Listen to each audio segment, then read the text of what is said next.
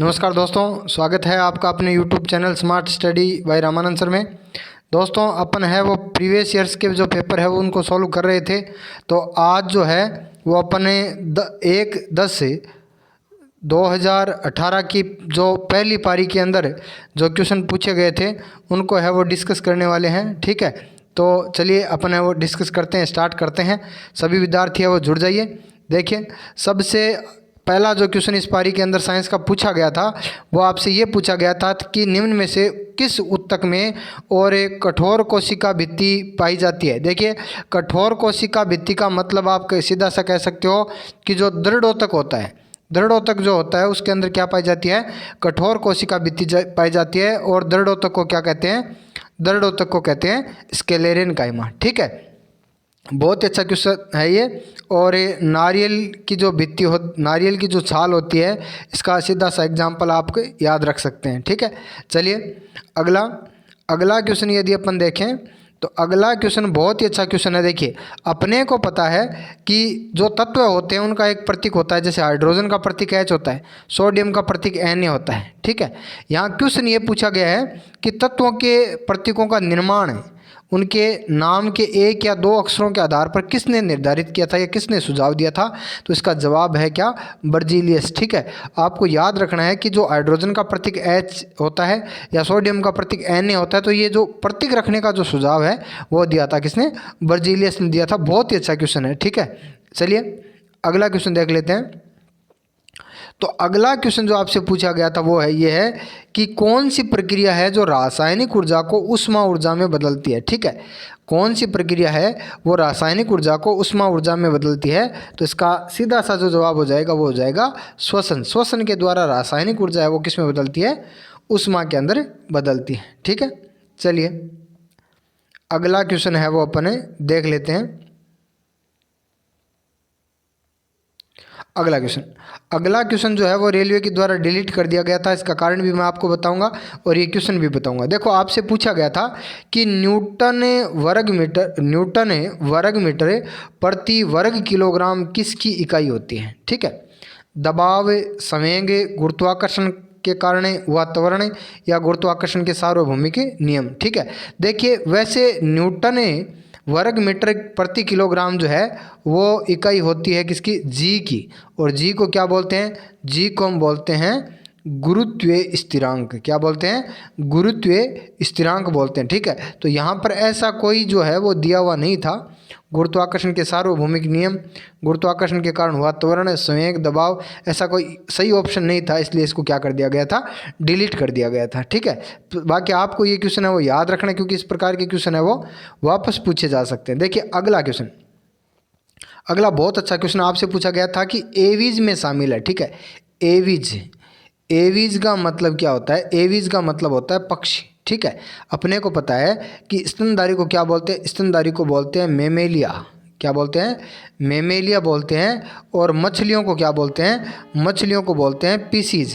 ठीक है, मछलियों को क्या बोलते हैं, पीसीज बोलते हैं। तो एवीज के अंदर कौन शामिल होते हैं, पक्षी शामिल होते हैं। ठीक है, चलिए अगला क्वेश्चन जो आपसे पूछा गया था वो पूछा गया था कि कैल्शियम का परमाणु द्रव्यमान क्या होता है। देखिए, कैल्शियम का परमाणु क्रमांक क्या होता है, 20 होता है। और इसका परमाणु द्रव्यमान कितना होता है, 40। तो इसका सही जवाब हो जाएगा 40। ठीक है, चलिए अगला क्वेश्चन आपसे पूछा गया था कि अम्लीय के आधार पर कौन सा सही है। देखिए, अम्ल के आधार पर लाल लिटमस को नीला कर देता है, नहीं, ये क्या करता है, नीले को लाल करता है।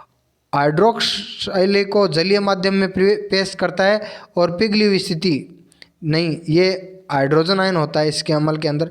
निष्प्रभावीकरण को दर्शाता है, बिल्कुल ये सही बात है कि अम्ल जो होते हैं वो निष्प्रभावीकरण को क्या करते हैं, दर्शाते हैं। ठीक है, चलिए अगला जो क्वेश्चन है वो क्या पूछा गया था आपसे। तो अगला क्वेश्चन पूछा गया था कि अ धातुओं में चमकदार कौन सी है। बहुत ही अच्छा क्वेश्चन है, आपको याद रख लेना है ये कि एकमात्र अ धातु जो चमकदार होती है वो कौन सी है, आयोडीन। ठीक है, एकमात्र अ धातु जो चमकदार होती है वो कौन सी है, आयोडीन है। ठीक है, चलिए अगला क्वेश्चन देख लेते हैं। तो अगला जो क्वेश्चन पूछा गया था वो आपसे एक अच्छा केमिस्ट्री का न्यूमेरिकल पूछा गया था, बहुत ही इजी सा न्यूमेरिकल कह सकता हूँ मैं। आपको ये दिया गया था कि एक द्रव्य जिसमें 49 ग्राम तो क्या है साधारण नमक है और 320 ग्राम क्या है पानी में घोला गया है इसको, ठीक है। अब आपसे पूछा गया है कि द्रव्य के द्रव्यमान प्रतिशत द्वारा द्रव्यमान के संदर्भ में संयोजकता, ठीक है। यानी ये पानी में घुलने के बाद ही पूरा कितना है 320 ग्राम, 320 ग्राम है, ठीक है। तो इसमें से नमक कितना है, नमक है 49, ठीक है। और बाकी इसके अंदर जो विलियन अभी पानी जो बचा है वो कितना बचा है, वो बचा है 271, ठीक है। इसको जब अपन क्या करेंगे सॉल्व करेंगे तो ये क्या आ जाएगा, ये लगभग है वो 13.28 आ जाएगा, ठीक है। चलिए अगला क्वेश्चन देख लेते हैं। तो अगला जो क्वेश्चन आपसे पूछा गया था वो एक मिलान का क्वेश्चन पूछा गया था, जिसमें कुछ धातुओं के और कुछ जो गैस है या यौगिकों के रंग पूछे गए थे, ठीक है। तो जिंक धातु जो है उसका रंग क्या होता है, ग्रे होता है, ठीक है। SO2 की जो गंध होती है वो क्या होती है, पुनगेट होती है।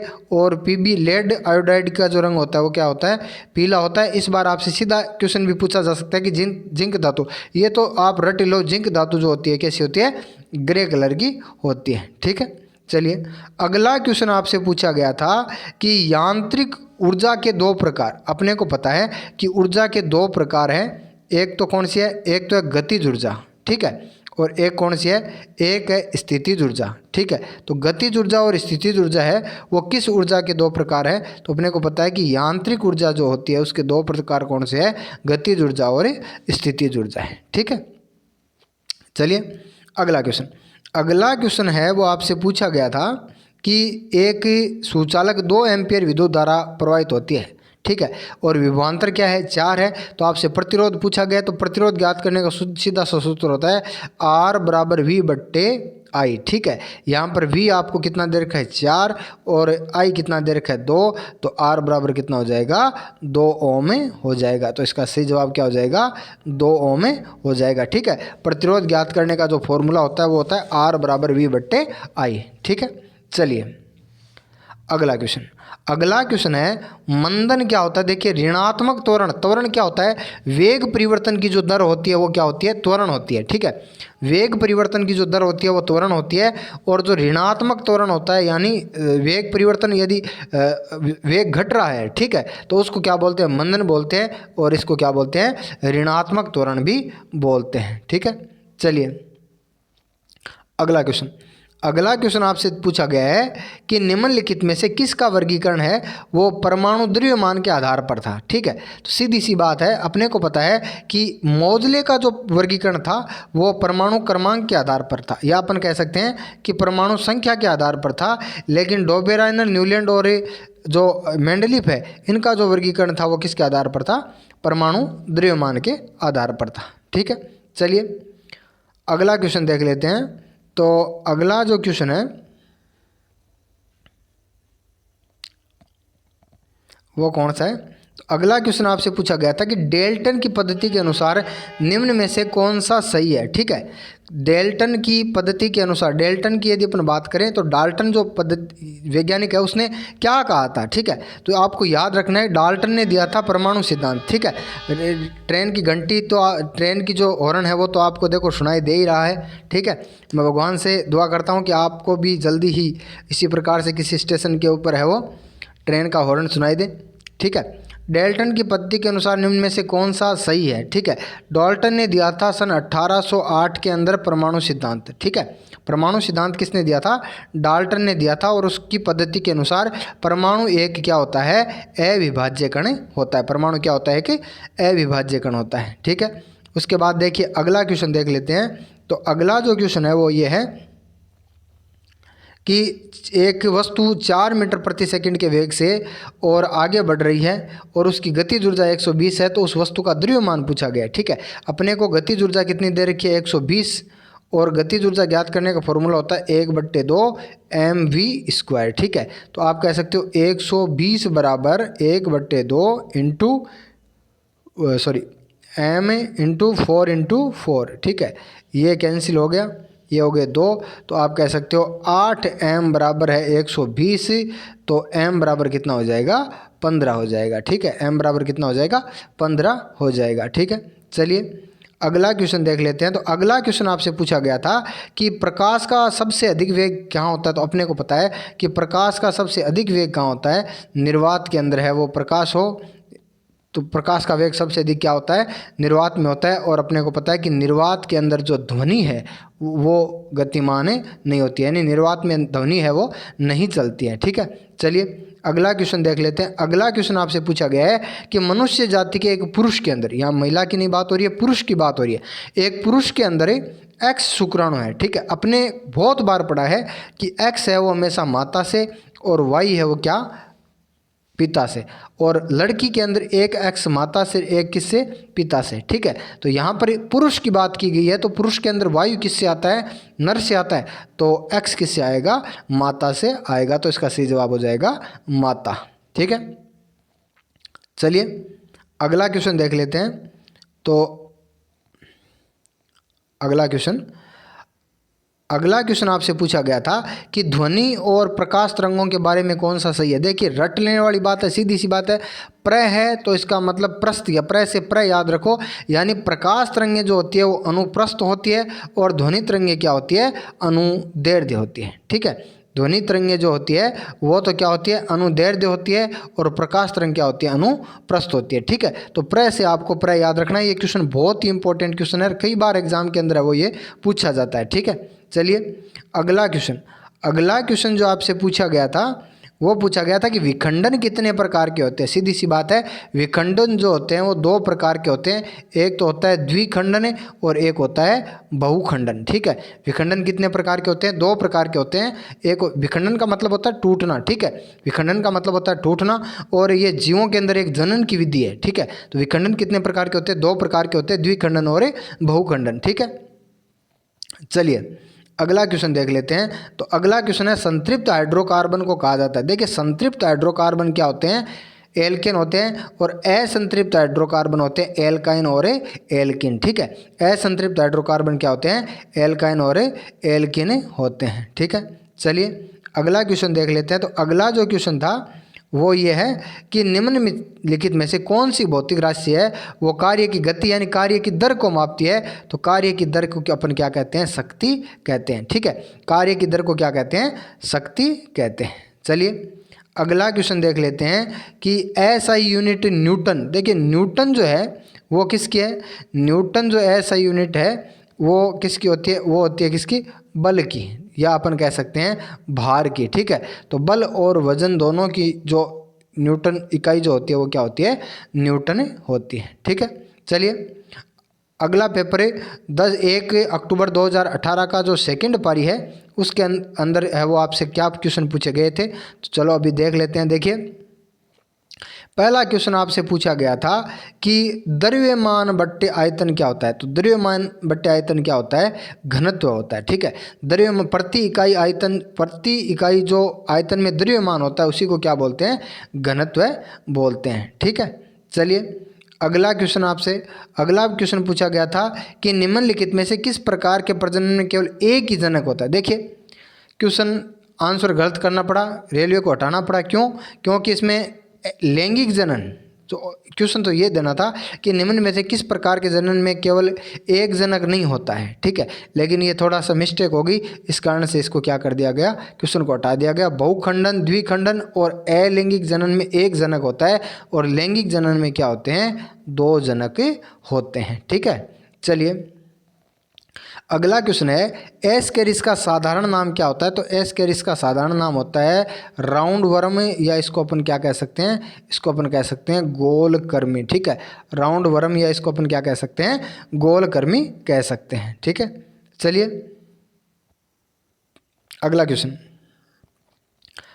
क्वेश्चन आपसे क्या पूछा गया था कि किसी वस्तु को ऊर्ध्वाधर ऊपर की ओर फेंका गया। ठीक है, और यदि भूमि की अधिकतम ऊंचाई तक पहुंचती है तो इसके ऊपर जाने के दौरान h के 3/4 पर वस्तु में क्या होगी। ठीक है, यानी वो ऊपर चली गई 3/4 यानी 75% वो अपनी दूरी तय कर चुकी है, तो इसका मतलब वहाँ पर उसकी स्थितिज ऊर्जा तो क्या होगी, अधिक होगी, और गतिज ऊर्जा क्या होगी, कम। कैसे? क्योंकि जैसे जैसे वस्तु ऊपर जाती है उसकी गति धीरे होने लगती है, तो गतिज ऊर्जा कम होती है और स्थितिज ऊर्जा क्या होती है, ज़्यादा।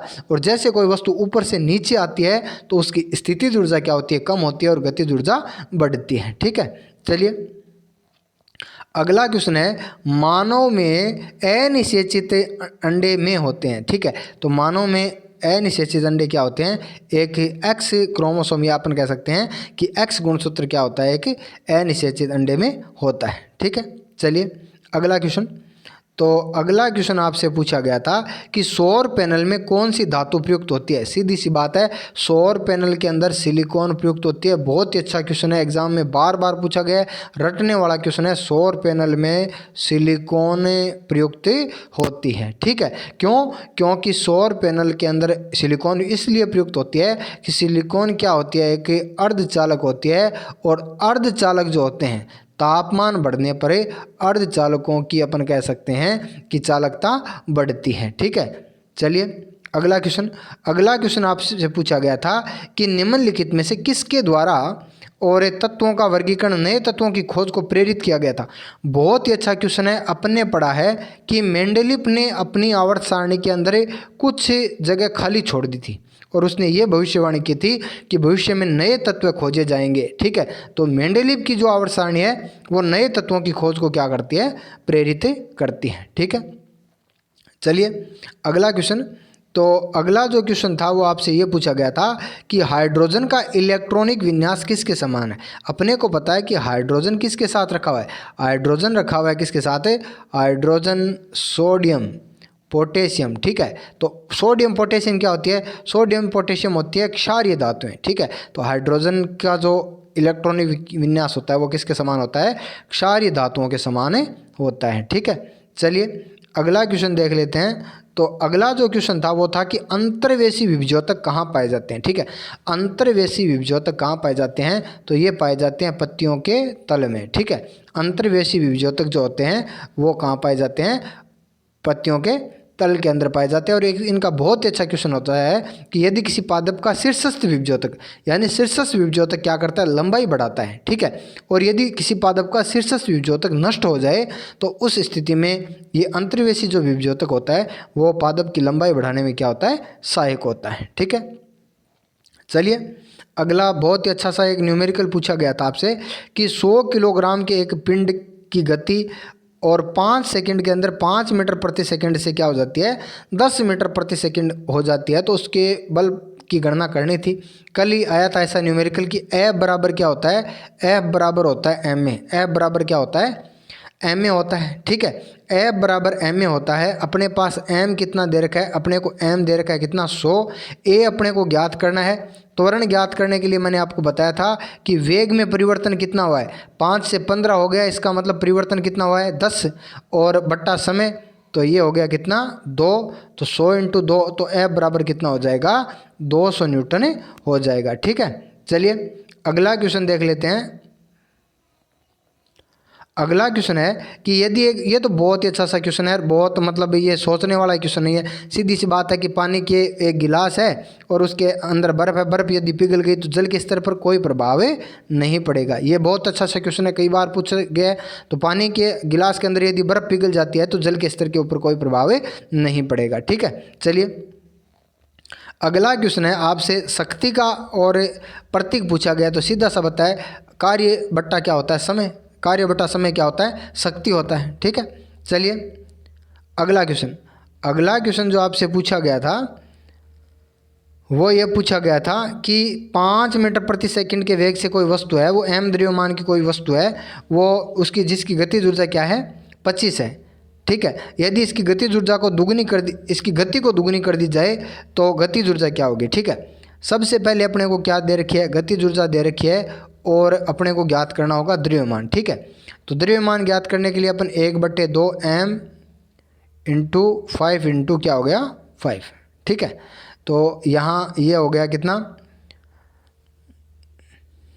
ठीक है, तो ये हो जाएगा मल्टीप्लाई, ये 2.5 और ये यदि 2.5 हो गया तो ये कितना हो जाएगा, ये हो जाएगा 12.5, ठीक है। और द्रव्यमान कितना आ जाएगा, द्रव्यमान आ जाएगा 2 किलोग्राम, ठीक है। द्रव्यमान कितना आ जाएगा, 2 किलोग्राम। अब आपसे क्या पूछी गई है, गतिज ऊर्जा पूछी गई है, तो 1/2, ठीक है, 1/2 m आपके पास कितना आ गया, 2 आ गया, और गति को अपने क्या कर दिया, दुगुना कर दिया, तो ये हो जाएगा कितना, 10 × 10, ठीक है। तो ये 2 से 2 क्या हो गया, कैंसिल हो गया, तो 10 × 10 कितना आ जाएगा, ये आ जाएगा 100 जूल, ठीक है। चलिए अगला क्वेश्चन देख लेते हैं। तो अगला क्वेश्चन आपसे पूछा गया था कि क्षार के संबंध में कौन सा कथन सही नहीं है, ठीक है। क्षार के संबंध में और कौन सा कथन है वो सही नहीं है। तो अपन कह सकते हैं कि ये लाल लिटमस पत्र को क्या कर देता है, नीला कर देता है, ठीक है। तो ये लाल को नीला कर देता है, ये तो क्या है, सही है। क्षार लाल को नीला कर देता है, ठीक है, सही नहीं है। तो ये बाकी क्या है, सही नहीं है, ये क्या है, एक सही है, ठीक है। चलिए अगला क्वेश्चन।